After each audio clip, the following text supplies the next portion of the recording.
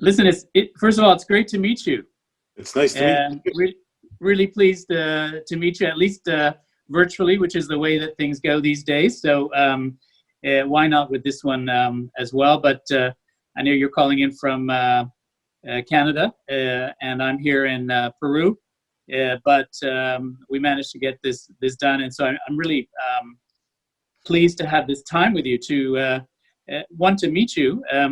And to talk about your story and your book, which is a real magnificent one. I have to say, I found it really powerful, very honest, brutally honest, and very personal. So I'm looking forward to talking to you about that.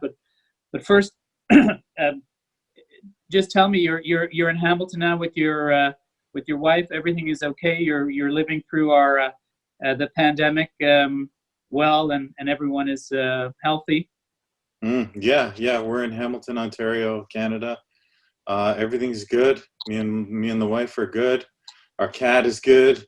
Our loved ones are taken care of, and they're staying safe. And COVID's starting to dissipate a little here in Canada, but it's still a threat, of course. And we're just resuming, getting back to normal, slowly, Right. slowly.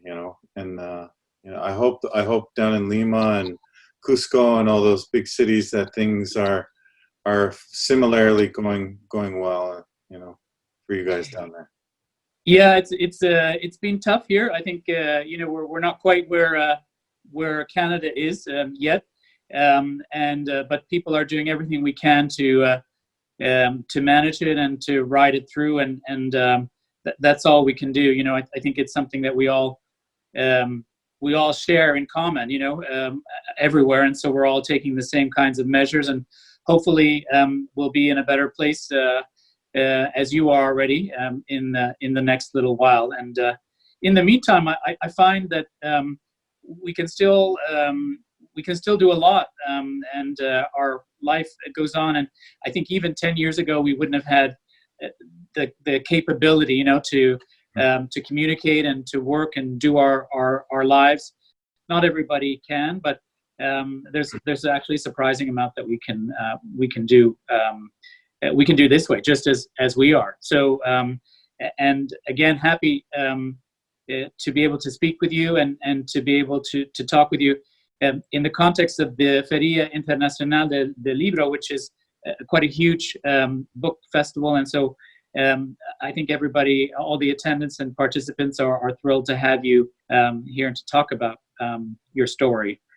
And I guess just to start off, I'd say, I found it a very moving story, kind of about, on the one hand, loss and hardship, and you're very honest about, the life that you've had, and sort of addiction and homelessness and the violence and crime, and you tell it in a very compelling way, but at the same time, and I think ultimately about love. And it's a very uplifting, impressive story, about a personal story about resilience and about personal accountability and about survival, but also success in your case. And so it's a fascinating, powerful story. And I guess I'd ask, just to start out, why are you telling the story, and kind of what drove you to share this with all of us? Okay, yeah. So I'm an accidental author. I didn't intend on being an author. I see myself as a historian of Métis history and academic primarily. And so I went through school at York University in Toronto from 2012 to 2016, and I focused on my family's history as Métis resistance fighters. And because I took a very personal approach to research, I was really interested in it, and I did really well. I graduated the top student out of 50,000 at York University. It's the third biggest university in Canada. And I won what's called the Governor General's Award, which is for the highest academic honor in a Canadian university, as well as I won the top 2 doctoral scholarships in the country. So I won the Trudeau and the Vanier scholarship. And this all happened in 1 month in 2016. And so our major news outlet here, the Toronto Star, that services the whole country, came to do a story on my academic success because it was unique. And in the interview, he realized that I was Indigenous, and he asked me how I got to school, and I said, well, you know, it kind of happened when I robbed a store and used the justice system as a way to get my education. Because for Indigenous peoples, it's hard to access those things here in Canada. And so put out a story, and a few days later, I got a call from a woman at Simon & Schuster Publisher. She had read the story, and she asked me if I would be interested in telling my story. I didn't know what Simon & Schuster was, and I just thought I'd give it a go and go down and listen to what she had to say. And in that interview, she asked me to send her everything that I'd written about my life, personal life. And so I had been doing an AA program, Alcoholics Anonymous, to get sober and stay sober, and I sent her all my journaling that I had done. And they called me back right away and said that they wanted to publish my book. So as like these journal entries, so I didn't really expect anybody to read my book, and I wasn't really deciding to do that. I was presented with the opportunity, and I took it. And as I was writing it, I'm like, I have responsibility to share my story for other homeless street people or people who have been incarcerated and need a second chance. And in that's what the book is, and why I shared it. Yeah, thanks. I mean, it's certainly a story of hope at the end. I mean, after having lived through many extremely difficult situations and experience, and I have to say, when I was reading it, I'd stop every once in a while and I said, how is this guy still alive? You know, I mean, he's got tremendous spirit and resilience. And I just, it was kind of one episode after another that was astonishing. And so I just wondered how, sort of, how did you get through all of that, and kind of what drove you through these very difficult experiences, and if there are any, I mean, there are so many, and you tell it in such a compelling way, but any in particular that stand out to you, but mostly how you, in spite of all of this, how you kind of drove through and made it to the other side. And congratulations, by the way, York University, my alma mater. So I'm very happy to have another alumni with me. Oh, well, it's nice to meet another alumni. Yeah. And York's a great school. Yeah, very good. So while I was going through my tribulations, I always had like these moments in time where there were good people around me in bad situations, right? Like in particular, when I went to jail, I learned to be a good person when I was in jail from the people that were around me. My cellmate Lauriston taught me the value of sharing and trusting people and not expecting anything in return, just to do it to be nice, to be a good person. He was my cellmate, and we were incarcerated, and I learned that, and it came back to me. My cellmates actually gave me sandals, and that helped me from keep getting my foot infected because I had a major surgery that had been failed. When I was staying in the shelter system, where homeless people stay in Canada, my friend Abdi would watch over me and make sure that people didn't steal my shoes. He's my friend, He came from Somalia, war-torn Somalia, for a second chance at life, and he didn't really fit in Canada. And I met this man. He was an older man, and he became my friend. We were like really good friends. And so I always remember that friendship and what he did for me, and that helped me through my trials. And I used to be a thief. I'm not proud of it. That's how I fed myself and took care of my addiction. I was addicted to cocaine and crack, and I would steal to feed myself. And I one time got caught at a Chinese market. And instead of calling the police, this woman did the exact opposite. She gave me more. She gave me more than I took, like 3 times more ground pork and noodles. And that showed me that I was stealing from good people, you know, and that it was wrong. It was something that had become so normalized in me that it was second nature. And then when she did that, I saw I'm actually stealing from people that are families, and they have, you know, lives, and like I felt bad about it, and it changed my heart actually. That moment changed my heart, and I eventually stopped stealing because of her. And so all the way along, there were people like this. Probably the most significant one was when I was going to jump off the building to commit suicide right at the end of my addiction. And there was this woman that used to work at it's like a food, we call them soup kitchens here in Canada, where homeless people go to eat. And she had worked there, and it just became kind of her acquaintance, and she talked me down off the building. And so in all the darkness, you know, these people were like my stars in the night sky, you know, and they were my guide. I could follow them and survive through all the hardship that I went through. And if I was, you know, lost in the ocean, they would have been my navigation tools back to myself, Right. you know. Right. So, yeah, I always looked for them, and I valued those people.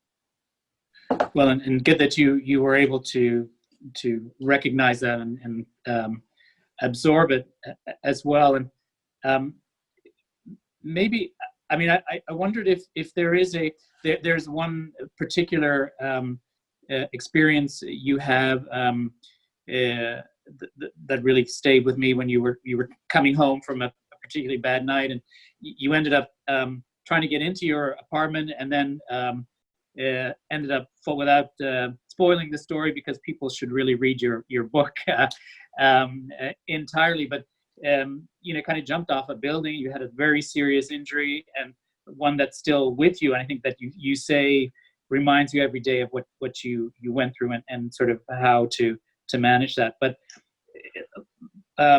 you know, sort of that was a particular point. But was that a turning point, or was there any particular turning point? I think that where you can identify that things turned around for you, or a kind of a more of a progressive series of events? That was one of the great turning points. There were actually a series of them, but that was definitely one of the most impactful one, literally. And you'll know what I'm talking about. Yes. Read the book. You got to read the book because it's harrowing. Yeah.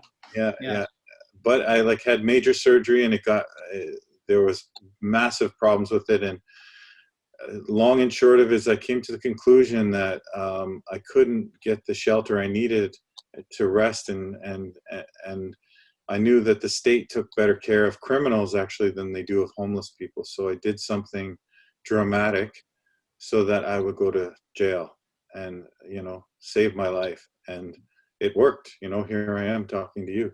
And so that was a major turning point, you know, and it revealed the truth to me about the way that Canada treats its homeless people, homeless Indigenous people specifically. And so that was one major turning point. And then while I was inside, I used to be able to, like, functionally illiterate. I could read a little bit, but I couldn't read like I can now. And so when I was going in and out of the justice system, going through prison and stuff, I saw a guy on my jail range, and he was teaching himself through what's called distance education to get his high school. And I thought maybe I could change my life if I like focused on those books like that guy was doing, because he didn't get in any trouble. He wasn't fighting. He wasn't stabbing anybody. He's a good prisoner. And so I wanted that, you know, I wanted to be like him. And I talked to him one day, and I got some advice from him to work with the chaplain. That's the person who's like a priest that goes onto the ranges and talks with the prisoners. And I started working with him, and I retaught myself how to read and write. And that was really the two turning points in my life that kind of saved who I am today. You know, literally education saved my life and helped me out of that life. So. I'm actually going to come back to education because it's a big theme and it's an important one for you. And now you're an educator yourself, and so you realize the importance of that. But I just wanted to come back a little bit about the good people in your life and people in your life, and talk a bit about family and your roots, and your own history that you talked about a little bit at the beginning. And you had so many important family influences, positive ones. You know, your grandparents, hugely helpful. Your brothers always seem to be there, you know, for you. Your aunts and your uncles, and your mother, of course, and in a way, at least at the end, you know, with these letters from your father, it's just very, um, uh, very touching. You know, so how does family work for you, and where did that fit in? And of course, now your wife, so who's a big influence for you. But how did that shape what you're doing? And then I'll talk a little bit about your mother afterwards, specifically, and your background. But Okay. Yeah. So I had a rough upbringing. My family fell apart. We'll talk about that, I guess, with the next question. But I ended up with my grandparents in a tough love kind of environment. My grandfather had a very rough life. He didn't have his father, and so he took me and my brothers in and tried to raise us. And he believed in work and he believed in discipline. A lot of those old school guys were like that. And my sounds grandma, like my dad, actually. my grandmother tried to love me too, but they were a little broken because my father went missing in 1982, and he's now presumed murdered. Um, and so I was raised in that environment where it was hard, and like I fell apart very young because of that. And through my trials on the streets, I was always looking for love and belonging and acceptance, you know. And my brothers were the only people that really didn't give up on me. And in that process, near the end of my addiction, I reestablished connection with my family, you know, and I made amends for the things that I did that forced my grandparents to kick me out of my home when I was young. And it was transformative to me, you know. Making amends for people that you've hurt is very important for long-term sobriety and spiritual wellness. And so on their deathbeds, when I was going through rehab, I got to go back and see my grandparents and make amends, and they forgave me. You know, they forgave me. And my grandmother, she kind of scolded me a little bit when I saw her the last time. She called, you know, she just was upset with me for all that I had done, not because of the drugs and the crime and all the stuff, but because I was wasting the gifts that God had given me. She knew that I was smart. And that was like she said, like the biggest waste, you know, go to school and finish it, and don't go half-assed or do it halfway. Go and finish university, make me proud. And she passed away. But that gave me purpose, you know, that gave me purpose for an education. And it confirmed what I was already doing in jail with relearning to read and write and trying to get my high school. So I took it all the way. And as I was leaving rehab, I met a wonderful, reconnected with a wonderful woman named Lucy that loved me and trusted me, and, you know, brought me into her home. And, you know, some of our friends, when they talk about like those early moments, they thought she was kind of crazy because I had like this long history of addiction and being in jail and on the streets. And so she took a real chance. She took a real chance on me, and I knew that. And that was my avenue back into society. But it was through making amends to my family that I'd hurt years and years before that the transformation in my heart really happened, and I became a different person. I'd like to just talk a little bit about your mother and her family history and your background, your sort of, you know, the indigenous Métis background, and um, tell us how you discovered that and how you're living that, and then maybe just a bit about how that where you come from, you know, is also part of our Canadian history, and what that means for you, and it's certainly obviously a focus of your work now. Sure. So the 19th century was the age of revolution globally, right? And my people, the Métis, or we call ourselves Michif in our language, are a mix of European and Native American.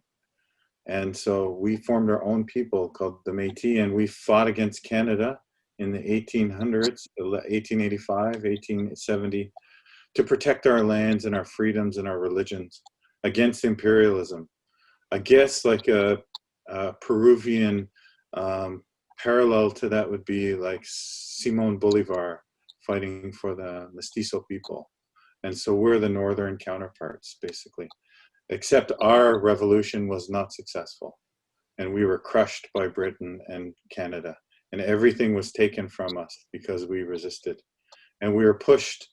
All of our lands were stolen, our livelihoods, everything, all the wealth from our lands. And the punishment Canada had for my people, my mom's people, is they barred us from owning land, and they pushed us to the sides of the roads and railways in public crown land that was used for infrastructure. And we formed communities there because we were out of the way of the homesteaders and people that own land that had, had farms and whatever.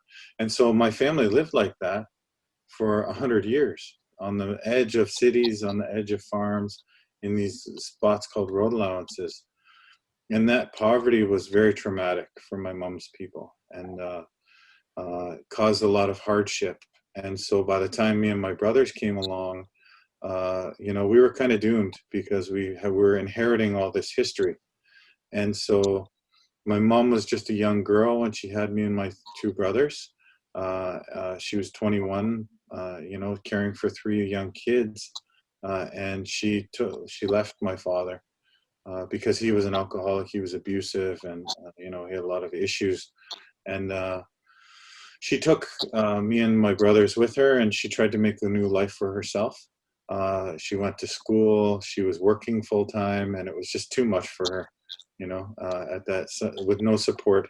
And then my dad showed up one day, and he promised that he was sober, and he looked like he was sober, and he would take us.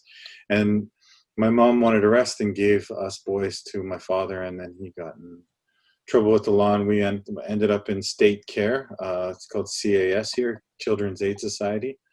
And then we ended up at my grandparents' house. And so what that really meant, though, being taken from my mom's people, is it disconnected me from my heritage as a Métis or Michif person. I lost my language, I lost my culture, I lost my connection to land, my relatives, my kukum and mushum. So what makes a person indigenous? That was all taken from me, and I was placed in a home elsewhere. So growing up, she was just not in my life. And I was raised in suburban Brampton, that's right outside of Toronto, in the majority white, cities back in the 80s and 90s. And so I was ashamed of who I was. I used to tell everybody that I was Italian, because I kind of looked Italian. I didn't want to admit to myself that I was, Los Indios, I guess you would say. It was a shameful thing.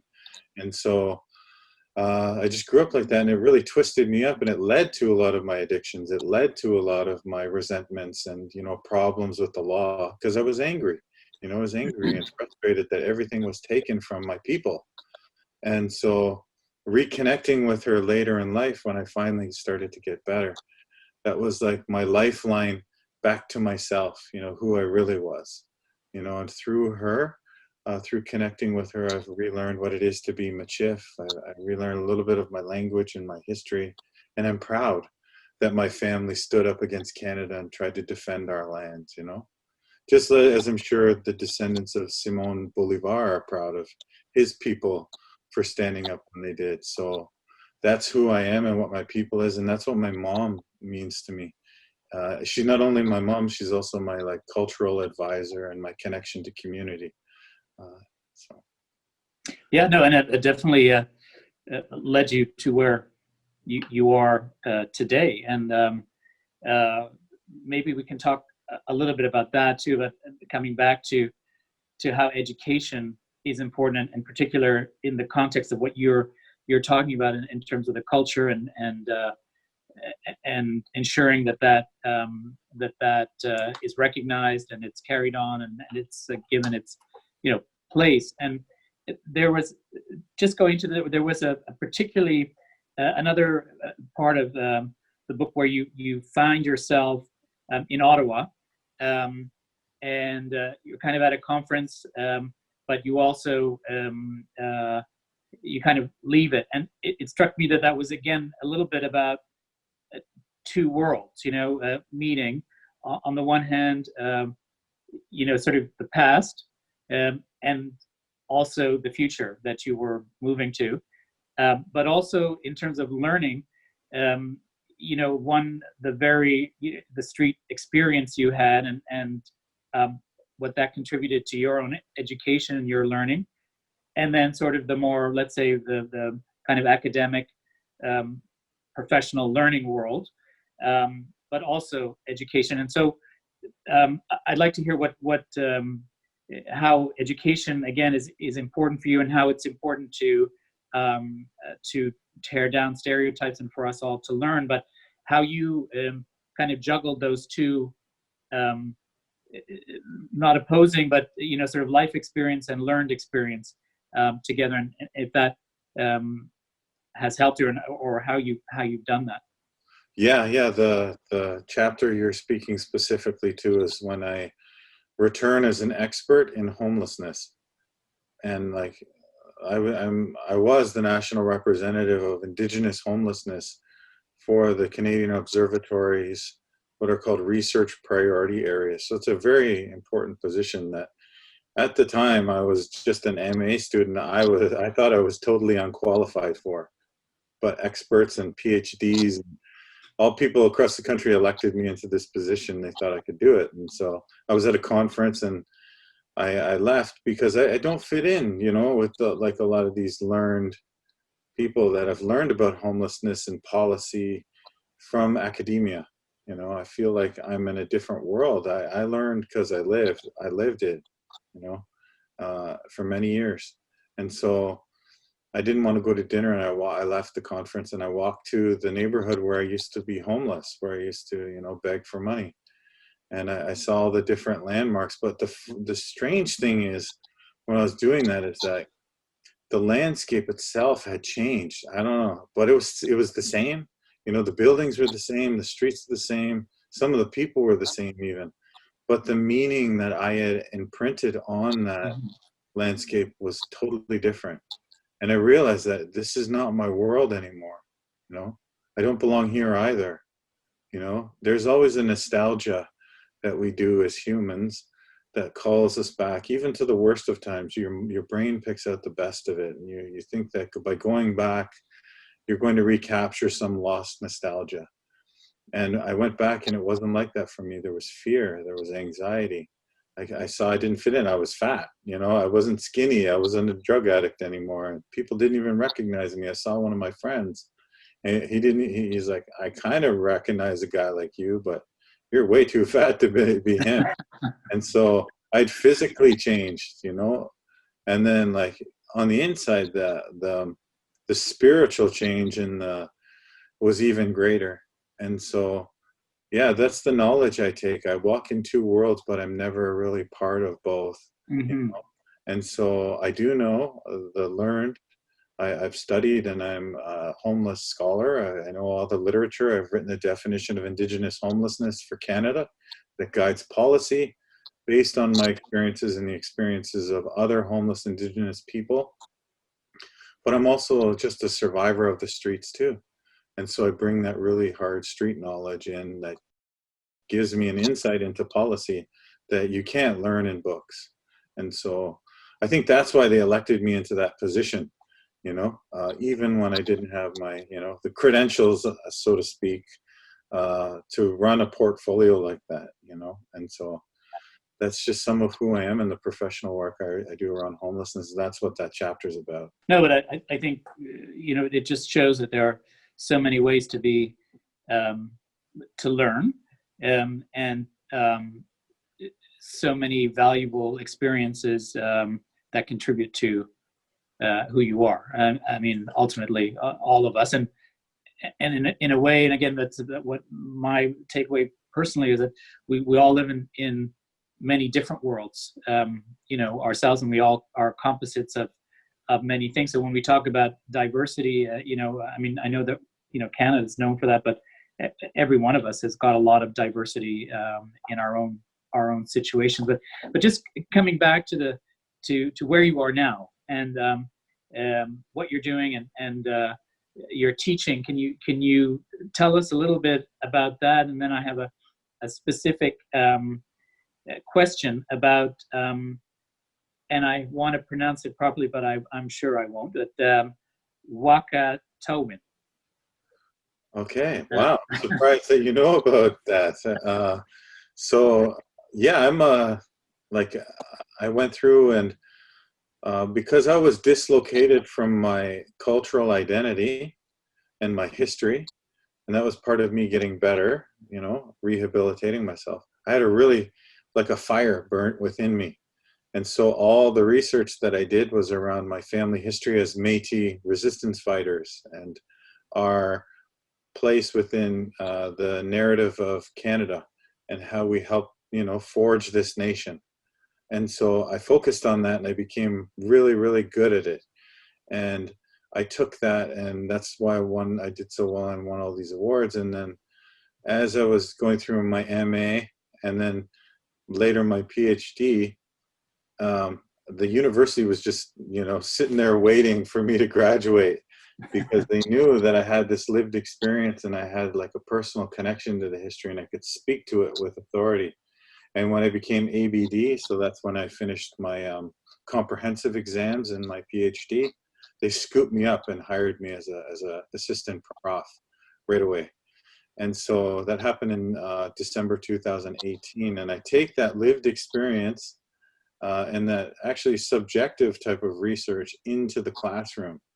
So I go in and I talk to them about British colonialism, global colonialism, the impacts of marginalization, homelessness, addiction, but I can speak to it because I lived it and my family lived it.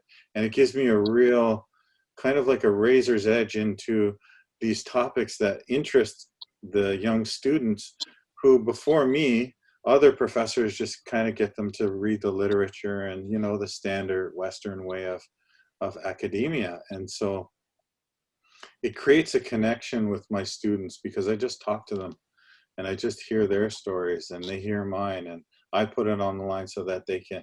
And what that really is doing, if we look at it through that lens that you're talking about, it's pronounced Wakudawin, helping each other in a good way. In Michif and Neheo, that's Cree and Métis in English, that is called helping each other in a good way. That's how Indigenous people, my people, see the networks of all the people around them. It's about building relationship and trust. And we see each other as relatives. So I'm related to not only them as humans, I'm also related to the rivers. I'm related to the forests, the mountains, the sky, earth, everything. Everything in existence is related, and you have to have a relationship with it. And I bring that into my classrooms.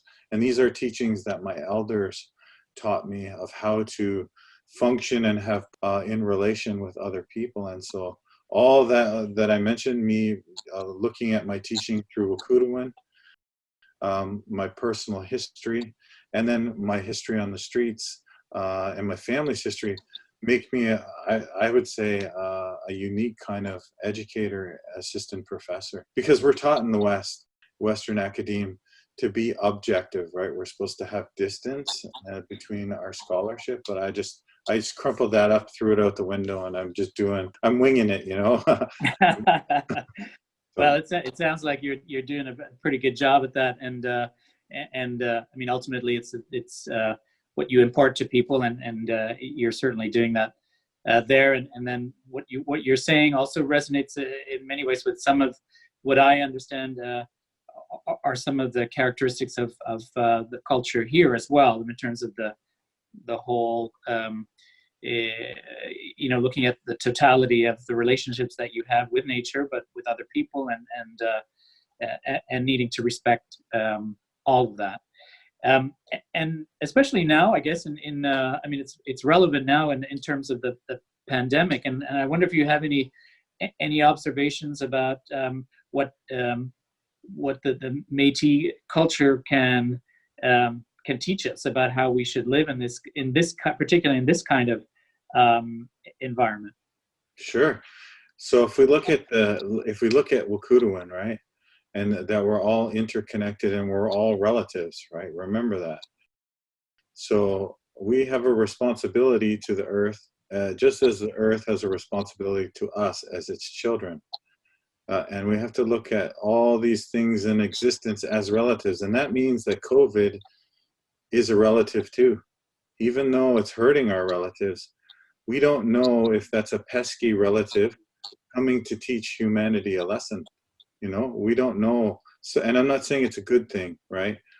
But ultimately, it's extended maybe the life of the planet by 5 or 10 years, because it's got us to stop and think and producing, abusing the planet, because we can't, because we'll get sick.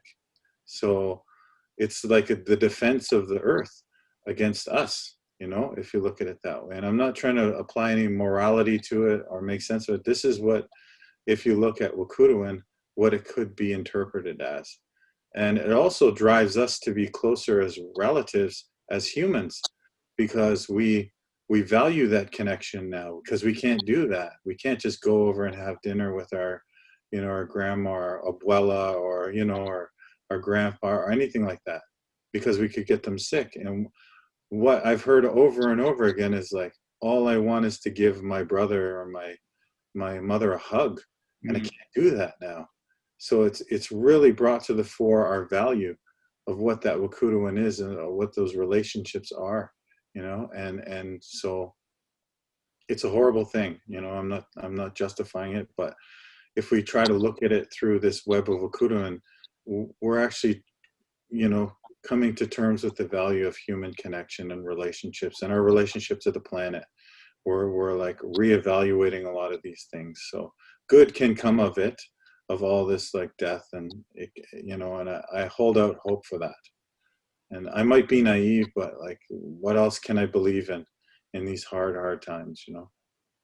Oh yeah, no, absolutely. We have to stay hopeful. And so maybe I'll kind of end on that one in terms of, you know, there'll be a lot of young adults listening to this, and listening to your story, and then reading your book as well. But what kind of advice would you give them, and knowing that people are coming from all kinds of backgrounds, and in terms of finding their own words and their own story? I mean, based on your own experience. I think like if we contextualize our lives within history, like how did your family and you end up where you are, you know, and what's the history of your people? You know, you have to root yourself in the lands that you're in, and be proud of that, because your family, and you're inheriting a history of your ancestors, and your ancestors are with you. They're very powerful. They make up who you are. And so by connecting with them, you're actually connecting with yourself, with your identity, and it's very empowering, you know.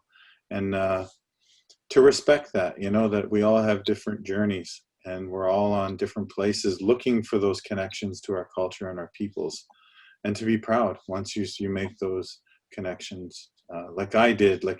I went through that process with my doctoral supervisor, and before her, different professors and my family members and elders. And it's a beautiful process when you meet your ancestors and you come to terms with your family's history. So be brave in your search. Jesse, I'm gonna leave it at that, and those were wise words from a wise man.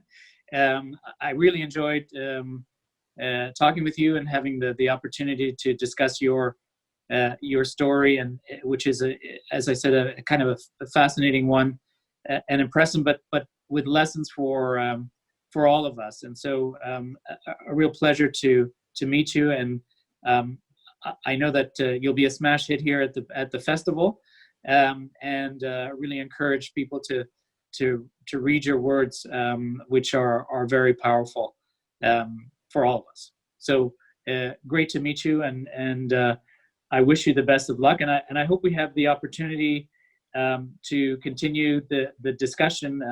There's a lot going on here as well, obviously, with a very, very large indigenous population. And so I think we can carry on the cooperation. But for now, I'll leave it at that. And thank you again for sharing your story. Thank you, Ambassador. It was a great honor to speak with you and to share my story and a little knowledge. Thank you very much.